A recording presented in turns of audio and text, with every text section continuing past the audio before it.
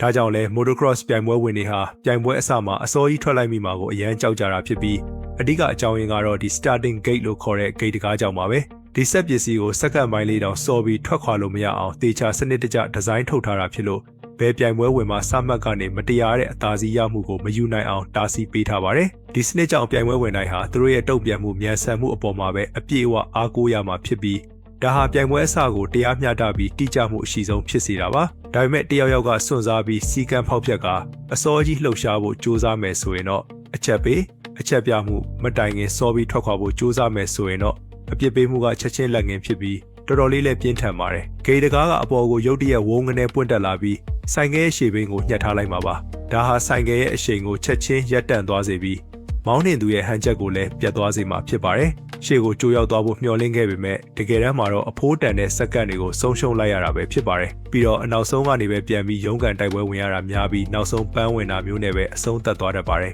ဒါဟာယူနှမ်းရကြတယ်လို့သင်ထင်ပါသလားသင်ရဲ့အမြင်တွေကိုအောက်က comment မှာရေးပေးခဲ့ပါဦး